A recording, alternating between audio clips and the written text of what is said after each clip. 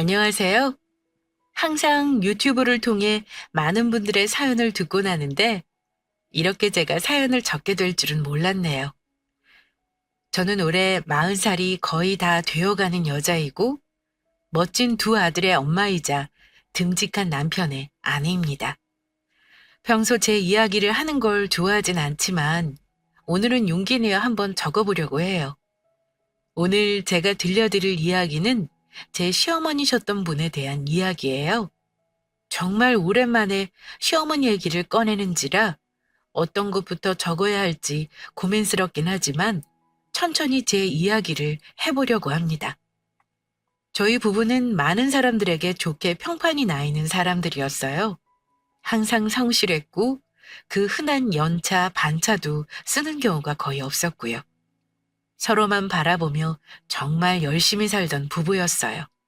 사실 제가 2살 연상의 남편과 결혼하기로 마음먹은 것도 저와 같이 굉장히 성실하다는 점이었고 결혼 생활 내내 일도 열심히 하며 서로 존중해주는 이상적인 부부였던 것 같아요.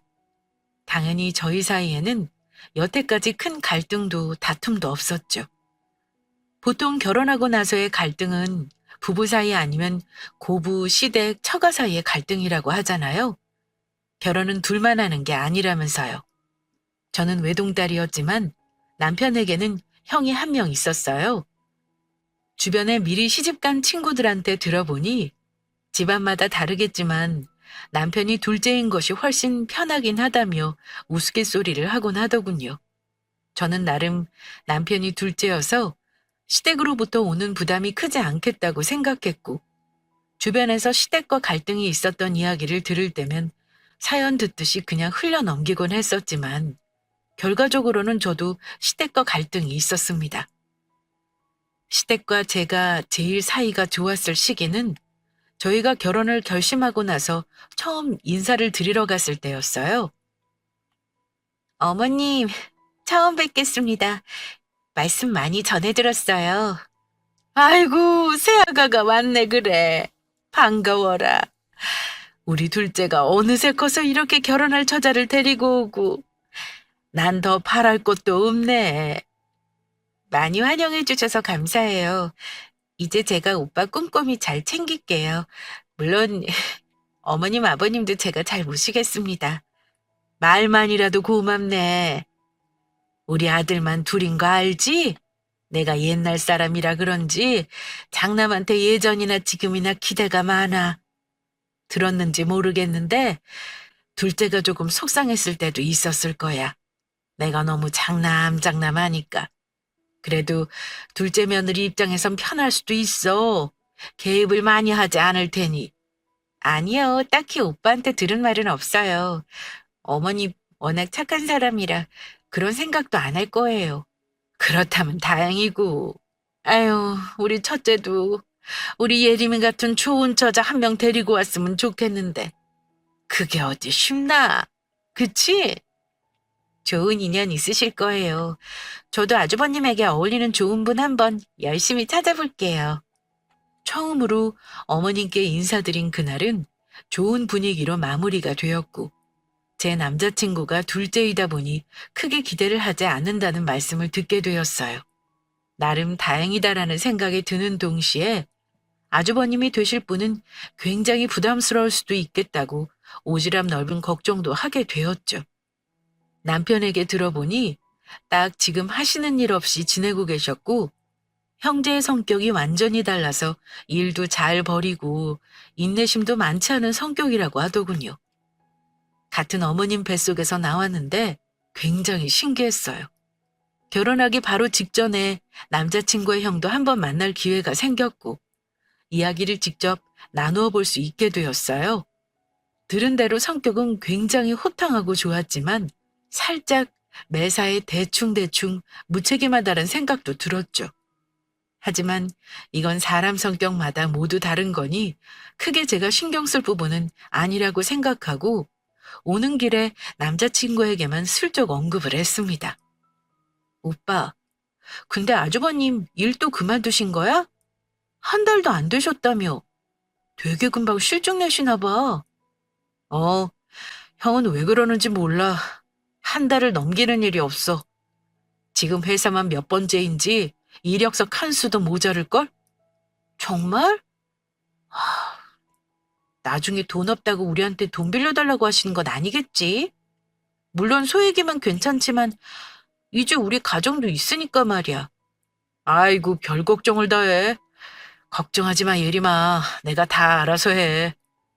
남자친구는 단호하게 본인만 믿으라고 말했고, 저는 너무 바쁘게 결혼 준비를 하는 통에 이 부분에 대해서는 크게 비중을 두지 않았고 쉽게 잊어버렸습니다. 결혼은 저희끼리 모두 감당하기로 했고, 양쪽 다 아무 지원도 받지 않았습니다. 그렇게 저희는 평생의 연을 맺게 되었고, 자연스레 아이도 생기게 되었고요. 다른 평범한 가족들처럼 하루하루 소중하고 행복하게 보내고 있었던 것 같아요. 그때까지는 별다른 문제가 있지 않았습니다. 아이를 낳고 아이와 시간을 보내게 되면서 저는 체력적인 한계를 느끼게 되었고, 맞벌이에서 남편 혼자 외벌이를 하는 것으로 이야기를 나누었습니다. 남편은 저에게 휴식을 주고 싶다고 했고, 저도 잠시나마 쉬고 싶던 마음이 있었거든요.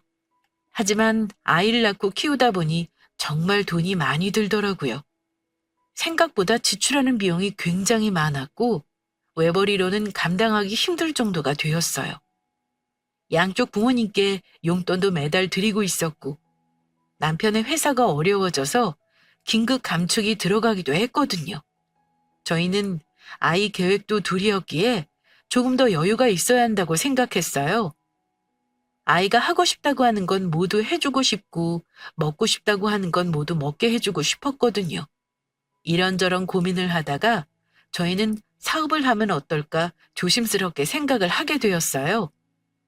주변에 사업하는 분들이 워낙 많은지라 쉽지 않은 것을 알고 있었고, 또 저희 성격이 일을 버리지는 않은지라 굉장히 조심스러웠지만 정말 딱 우리 아이, 그리고 앞으로 생길 우리 아이만 보고 도전하기로 결심했던 거예요. 여유가 있지 않아서 많이 고민을 했지만 자영업을 하는 친구의 조언을 바탕으로 저희는 결국 음식점을 하나 차리게 됩니다. 일식을 전문으로 하는 음식점이었는데 평소 음식에 일가견이 있던 남편이 요리를 맡게 되었습니다.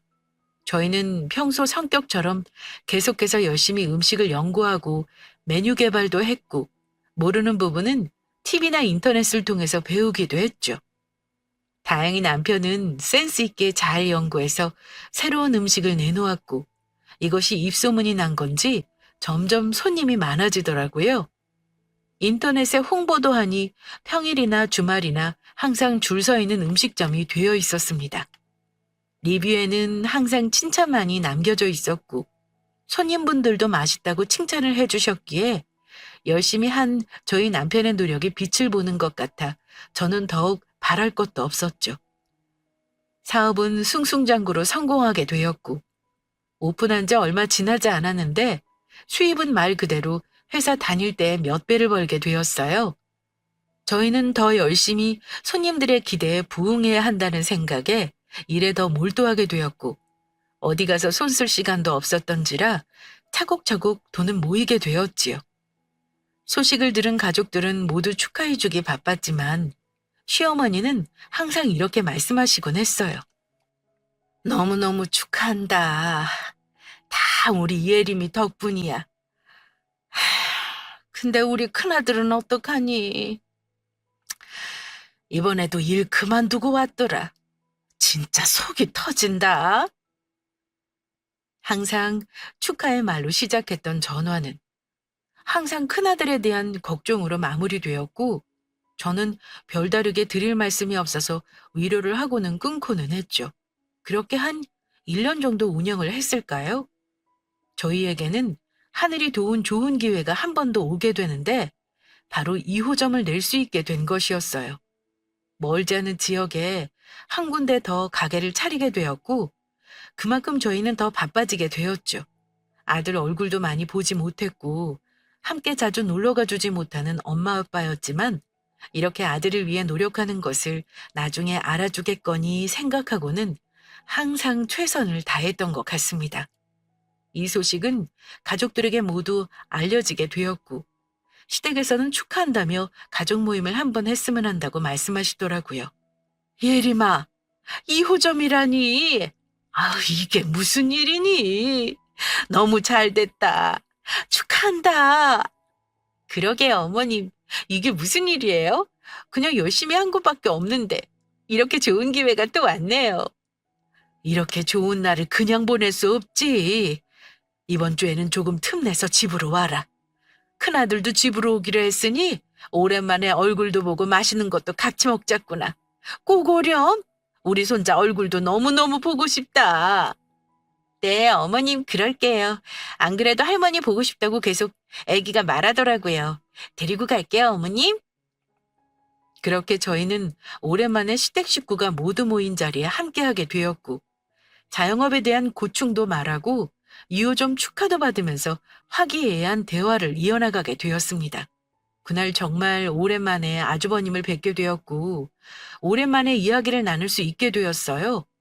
따로 연락도 하지 않았던지라 근황이 궁금하기도 했고 좋은 회사는 찾았는지 잘 다니고 있는지 또 여자친구는 생겼는지 궁금하기도 했죠. 아주버님 잘 지내셨죠? 너무 오랜만이네요. 그러게요. 재수 씨는 얼굴 폈네요. 장사도 잘 되고 좋으시겠어요. 자식이 열심히 하더니 좋은 결과 얻은 것 같아서 보기도 좋고요. 더할 나위 없이 좋겠어요. 역시 자영업이네요. 네, 그냥 바빠서 하루하루 버티다 보니까 이렇게 되었어요. 남편이 고생을 많이 했죠. 맨날 남들보다 늦게 퇴근하고 일찍 출근하고 많이 힘들었을 거예요. 월급쟁이가 좋다는 말이 뭔지 이제 알겠어요. 정말 장사 아무나 하는 게 아니더라고요. 저도 장남 노릇 좀 해야 되는데 이렇게 많은 회사를 찾기가 힘들어서요, 원. 아무나 직장인 하는 것도 아니네요. 아, 저번에 다니던 곳 그만두신 거예요? 네, 뭐 그렇게 됐죠. 근데 저도 자영업 한번 해볼까요? 재수 씨는 어떻게 생각하세요? 자영업이요? 생각 있으시면 하셔도 되죠. 하고 싶으신 거 있으세요? 하고 싶어서 하나요? 해야 하니까 하는 거죠.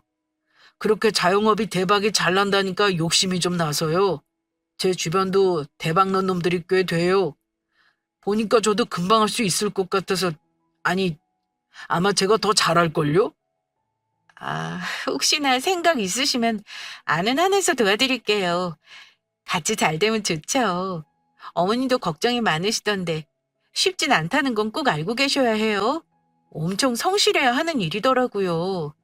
그치요? 역시 이래서 가족이 좋다니까. 정말 추진 한번 해볼까 봐요. 기본 자본만 있으시면 한번 도전해보세요, 아주버님. 기본 자본은 무슨 엄마 아빠한테 받고 나중에 대박 나서 다 갚으면 되죠. 안 그래요? 아주버님은 역시나 또 회사를 그만두었는지 이번에는 자영업을 해보고 싶다고 말을 하더라고요. 희죽거리면서 돈은 엄마 아빠한테 받는다고 하는 모습이 정말 철없어 보였고 속으로 자영업은 아무나 하는 게 아니라고 말해주고 싶었지만 뭐라도 해서 잘 되면 좋겠어서 응원해야겠다고 생각했어요. 자리를 잡아야 장남장남하시는 어머님의 전화도 받지 않을 거라고 생각했고요.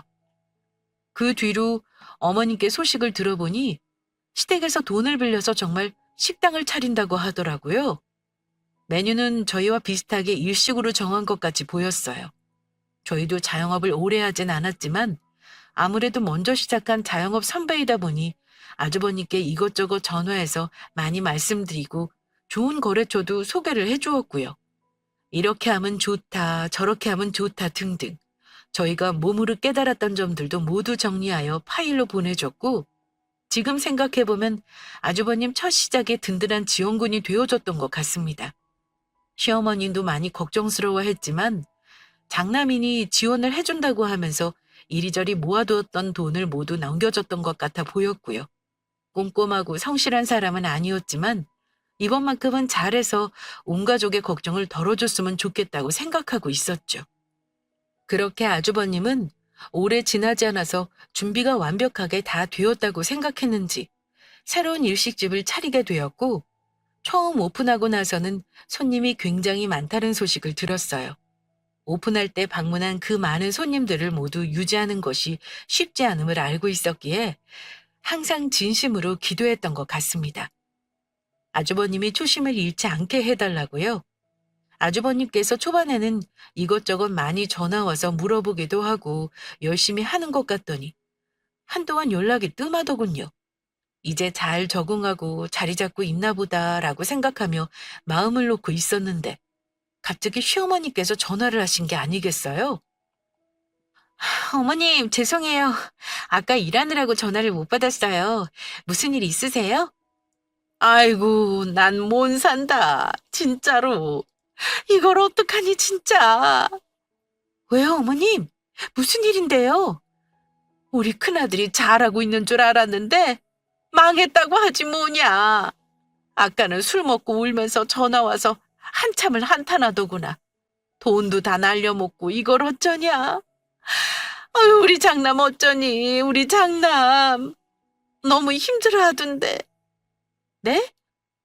아니, 연락도 없으셔서 잘하고 계신 줄 알고 있었는데 망했다고 하셨다고요? 그래, 아이고, 이걸 어쩌면 좋아. 돈도 다 날려먹어서 거리에 나앉게 생겼다. 아이고, 머리야. 우선 어머니 좀 쉬고 계세요. 오빠랑 이야기 좀 해볼게요. 혹시나가 역시나로 바뀌던 순간이었어요. 알아서 잘하고 있겠거니 생각했는데 이번에도 회사 갈아치우듯이 식당도 갈아치운 것이었죠. 얘기를 자세하게 들어보니 처음에는 열심히 하는 듯 보였는데 이번에도 오래가지 못하고 금방 해이해졌다고 하더군요. 청소도 잘하지 않고 위생 문제 또한 대두되면서 손님들의 평가도 안 좋아졌다고 하고요. 참 한심했어요. 식당 일은 운과 노력이 함께 있어야 한다고 생각했거든요. 하지만 아주버님은 오픈 때 수입에 초심을 잃고는 가게에도 잘 나오지 않았다고 했습니다. 근데 제 마음에 걸리는 건 어머님의 태도였어요. 이 와중에도 아주버님을 나무라거나 하실 생각은 못하고 어떻게 하냐며 걱정하는 모습을 보고는 아주버님이 계속 회사를 갈아치우는 이유가 있구나 싶었습니다. 뭔가를 오래 할 수 있는 인내심이나 책임감이 참 부족한 듯 보였어요. 당장은 시댁에서 돈을 날려 먹었으니 상황은 정리해야 했고 저는 여유가 어느 정도 생긴 저희가 도와드려야 한다고 생각했어요. 많은 금액은 아니었지만 조금이라도 급한 불은 끌 수 있게 도와드렸고 그때까지만 해도 아깝다거나 아주버님이 죽도록 싫다거나 그런 감정은 없었던 것 같아요. 당연히 결혼을 했으니 남편의 부모도 제 부모라고 생각했고 결혼 때 다짐했던 것처럼 최선을 다해 가정을 유지하고 싶었거든요. 남편은 이런 상황에 대해서 저에게 굉장히 미안해했고 더 잘하겠다고 말해주었어요. 속 한번 썩인 적 없는 남편이기에 제 곁에서 힘을 주는 것만으로도 고맙다고 저는 말을 했죠. 그렇게 돈을 들이고 일단 급한 불은 껐다고 생각했는데 시어머니는 뭔가 해결이 잘 안 되셨는지 계속해서 남편과 저에게 전화를 하기 시작하셨어요. 어느 날 집에 들어가 보니 남편과 시어머니는 스피커폰으로 전화를 하고 있더라고요. 아니, 그래서 지금 돈을 더 못 준다는 얘기냐? 네 형이 지금 이 모양이 이 꼴인데? 어머니, 저도 제 인생 살아야 될 거 아니에요. 저도 아이가 있고 아내가 있고 가정이 있어요. 어떻게 사업이 시작하자마자 대박 나니? 시행착오가 있는 거 아니냐? 참 매정하다. 난 너 그렇게 안 키웠는데 운 좋게 지금 사업 성공했다고 유세 부리는 거냐 뭐냐? 무슨 유세예요? 급한 불국에 돈 드렸잖아요. 도와드렸잖아요, 어머니. 솔직히 말해서 어렸을 때부터 제가 무슨 지원을 받은 게 있어요? 평생 차별받으면서 살았어요, 저. 근데 갑자기 이제 와서 아들의 도리를 다 하라고요? 그런 법이 어딨답니까? 예림이 얼굴 보기도 민망해 죽겠어요. 그럼 내가 예림이한테 허락받으면 네 형 도와주는 거지? 예림이한테 아무 말씀도 하지 마세요.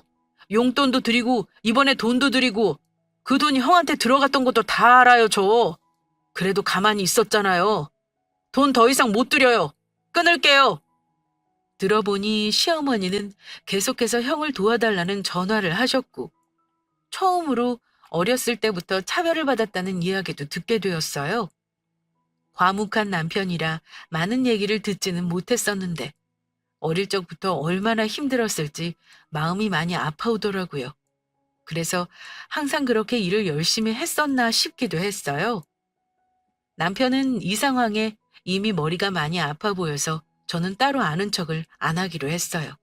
굳이 물어봤다가 남편이 저에게 미안해하는 모습은 보고 싶지 않았거든요.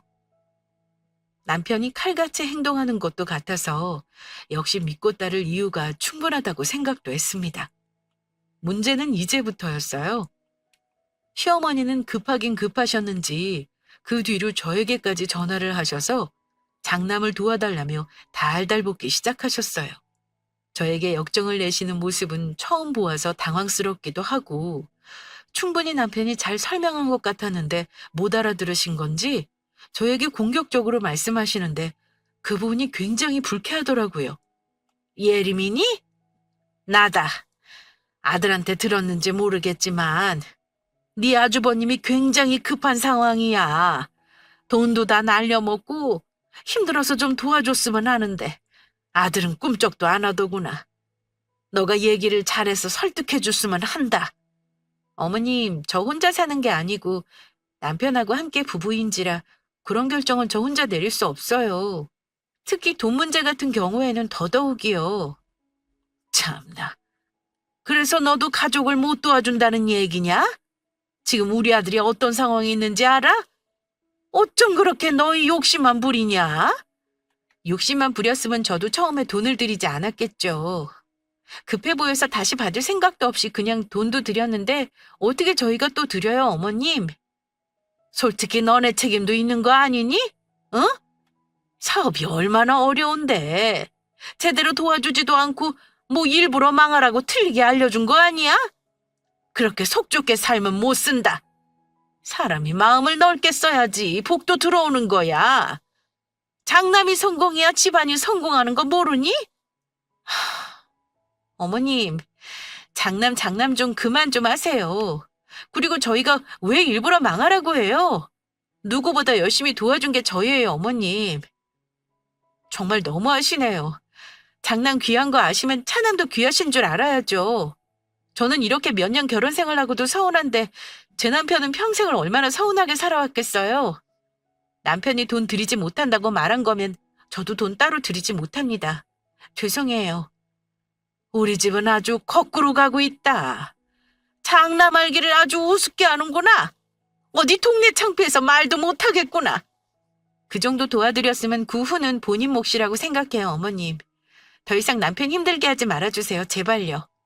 어머님은 계속해서 장남을 말씀하시며 저에게 돈을 요구하셨고 저는 남편의 의견에 따라서 안 된다고 정확하게 말씀드렸어요. 곱씹어 보니 정말 황당하더군요. 저희가 일부러 망하게 틀린 방법을 알려주었다니요.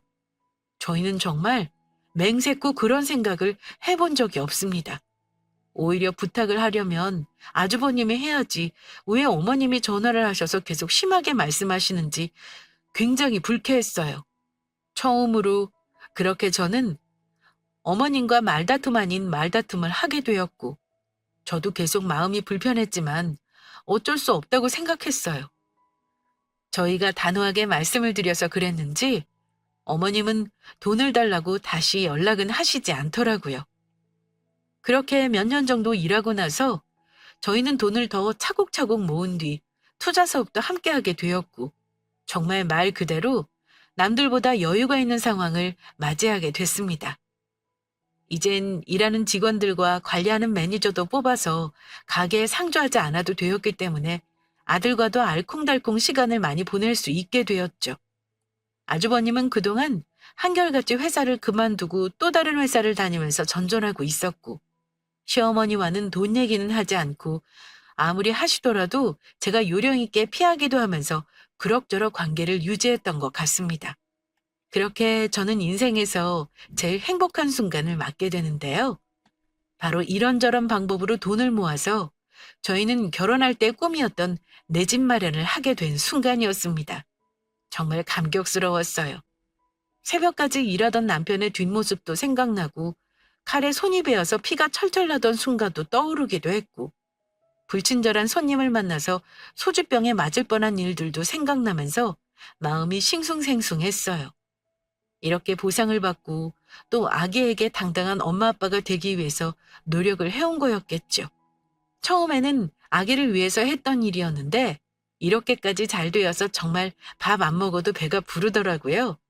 그렇게 저희는 이렇게 기쁜 소식을 시댁과 친정에게 알리게 되었고 친정은 말 그대로 함께 울어주시며 정말 기뻐해 주셨어요. 고생해온 것을 알기에 너무 기특하다고 말씀도 해주셨고요. 사실 저희가 감사한 게 많았던 친정 부모님이셨어요. 항상 바쁠 때 아기도 봐주셨고 종종 데이트하라고 자리도 비켜주셨으니 말이에요. 근데 시댁의 반응은 어땠을지 예상이 가시나요? 예, 맞습니다. 또 아주버님 이야기를 꺼내셨어요. 저희가 시댁에 가서 이야기를 꺼내니 어머님은 한술 더 떠서 황당한 이야기를 하시더군요. 요즘 내 집 마련하는 게 하늘의 별 따기인데 이게 무슨 일이니? 축하한다. 어머님 감사해요. 남편이 참 열심히 한 덕분이에요. 다 감사하죠. 아유, 근데 너희만 잘 되면 뭐하니? 우리 큰아들 좀 신경 좀 써라. 나는 우리 큰아들만 어떻게 잘 되면 굿이고 뭐고 다 할 수 있다. 우리 아들이 뭐가 부족해서 이렇게 일이 꼬이는지 원 속이 터져 정말. 삼재인 건지 뭔지 잘 될 거예요. 아직 맞는 일이 안 나타난 거겠죠. 여기까지는 그냥 저희를 축하해 주시는 말씀이신 줄 알고 저는 그래도 감사해 했습니다. 친정만큼은 아니더라도 저희에게 신경을 써주시고 계셨으니까요. 항상 장남에 대한 걱정으로 끝나는 인사말은 저에게도 익숙한 것이기도 했어요. 그래서 말인데 네 아주버님이 장남인데 니네가 먼저 집을 사면 장남 체면이 어떻게 되겠니? 그 생각은 안 해봤니?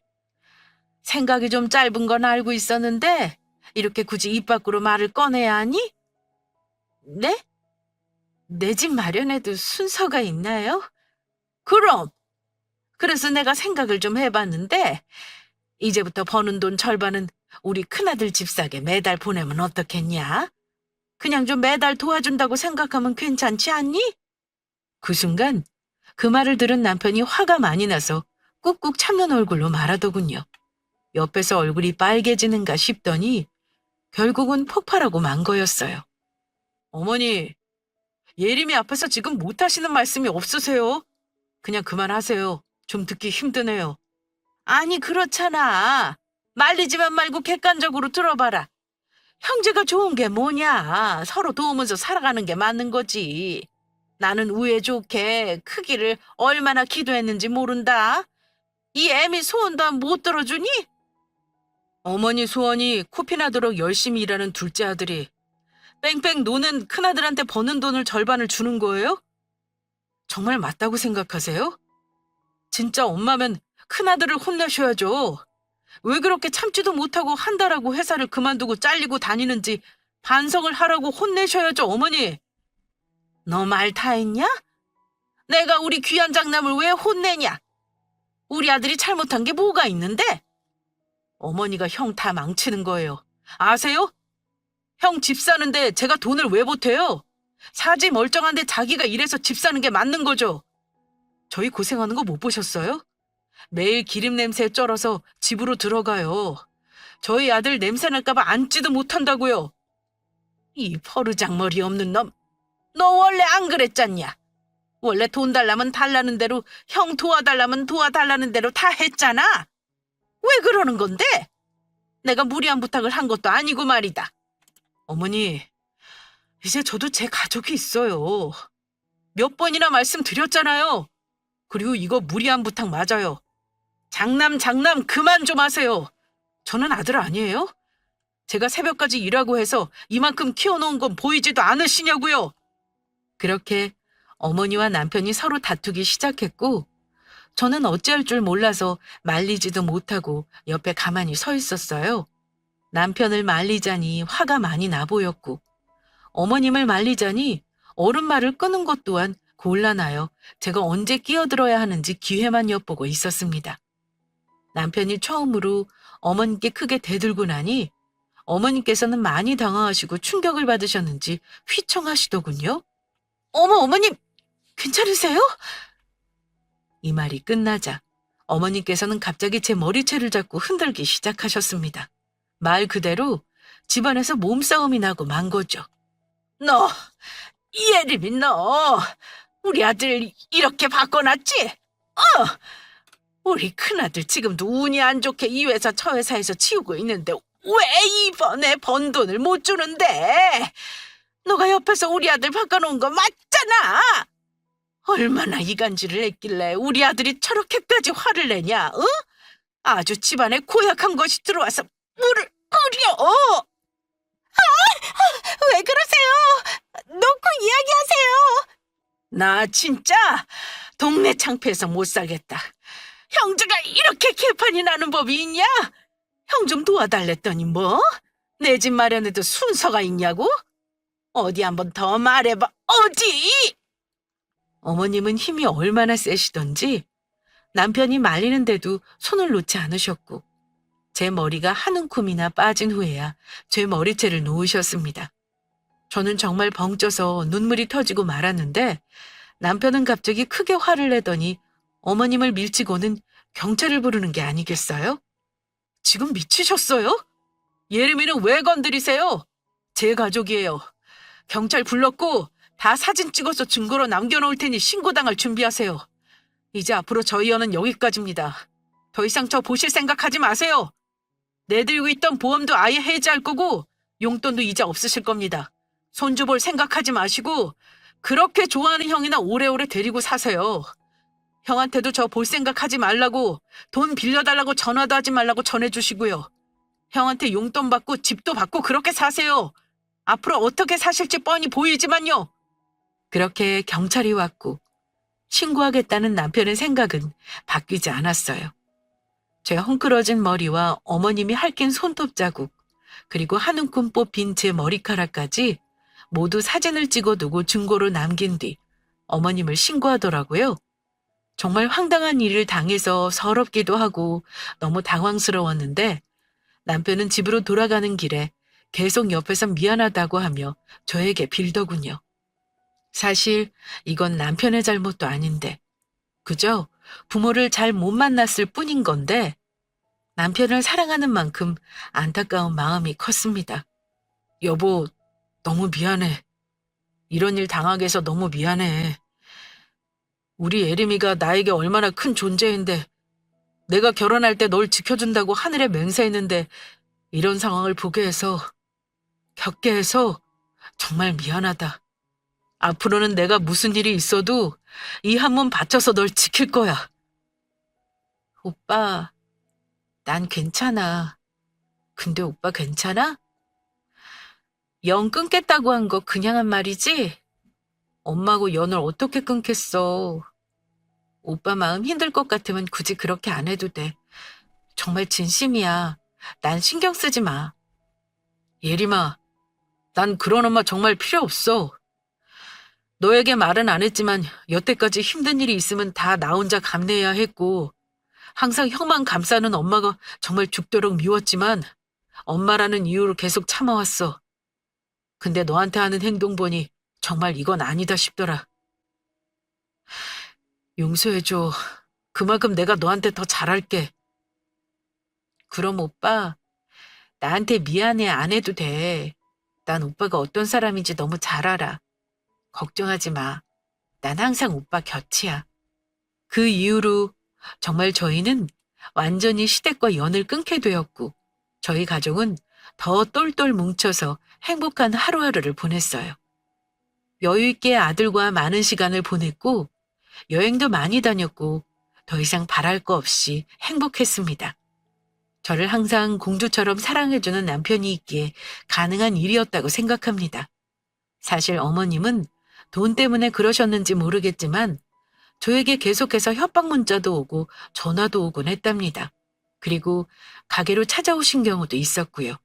그럴 때마다 남편이 옆에서 잘 지켜주었기에 잠잠하게 모든 게 끝나가는 듯 했습니다.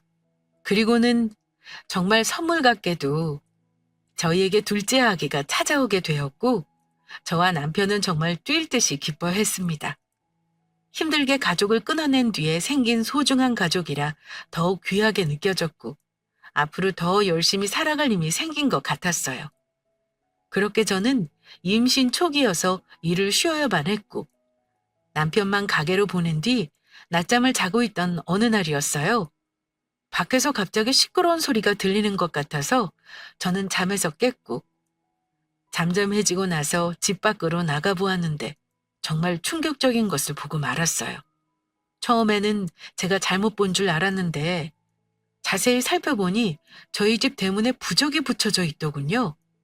저희 가족은 모두 교회를 다니고 있던지라 실수로라도 부적을 붙이는 일이 없었는데 저희 집 대문에 빨간 글씨로 떡하니 붙여있는 부적을 보니 정말 당황스럽고 무서웠어요.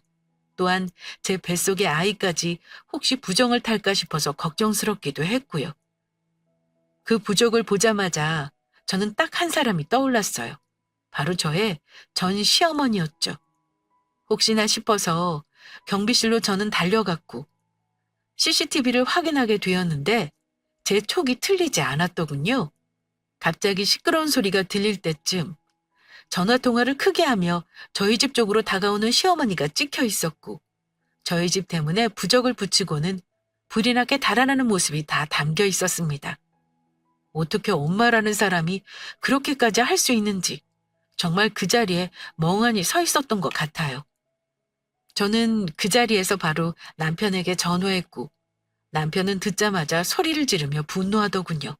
그리고는 그 부적 사진을 찍어서 지인이 알고 있다는 무속인에게 물어보았는데 정말 소름 끼치게도 상대방에게 저주를 내리는 부적이라고 했습니다. 아무리 저희가 믿고 연을 끊었다고 해도 그렇지 다툼이 모두 일단락이 된 줄 알았는데 저주를 내리는 부적이라니요.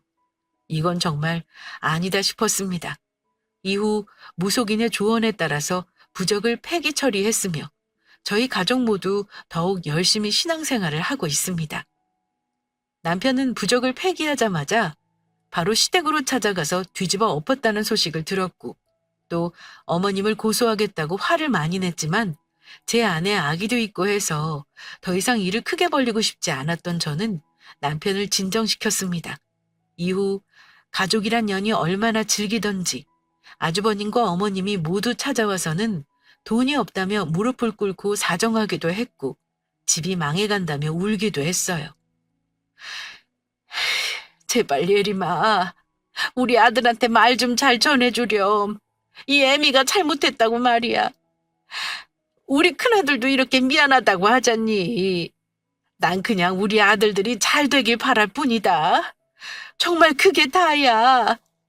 우리 둘째한테 평생 사죄하는 마음으로 살게. 손자도 너무 보고 싶고 후회가 되어서 마음이 너무 아프구나. 이 애미가 자격이 없었어. 아줌마, 그래서 저희 집 대문 앞에서 저주하는 부적을 붙이고 도망가셨어요? 고소당하기 전에 돌아가세요. 이제 저 이사 갈 거예요. 다시 볼 일 평생 없을 겁니다. 없는 사람이라고 생각하고 사세요. 이후 주변 지인에게 들은 소식으로는 시댁이 완전히 망해버려서 지방의 한 단칸방으로 이사를 가게 되었다고 들었습니다. 또한 어머님은 신경쇠약으로 정신과 치료도 받고 있다고 들었고요.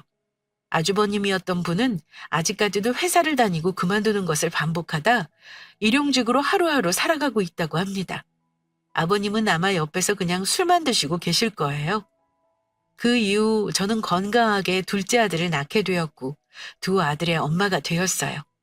듬직한 남편도 있으니 남부러울 것 하나 없이 행복하게 살고 있습니다. 또한 가게는 날이 갈수록 승승장구하며 사무점도 계약을 앞두고 있고요. 번호도 바꾸고 이사도 하여서 전 시댁 식구들이 찾아올 걱정 없이 오롯이 저희 가족만의 행복을 느끼며 잘 지내고 있습니다. 제 편이 항상 되어준 남편에게 정말 고맙다고 이 기회를 빌어 말을 전해주고 싶네요. 정말 말도 안 되는 시댁이지 않나요? 너무 힘들었던 날들이었지만 시댁 복까지 모두 남편에게 받고 있다고 생각하려고 합니다. 여기까지 들어주신 모든 분들 정말 감사합니다. 구독자분들 모두 오늘도 좋은 하루 되시고 행복하세요.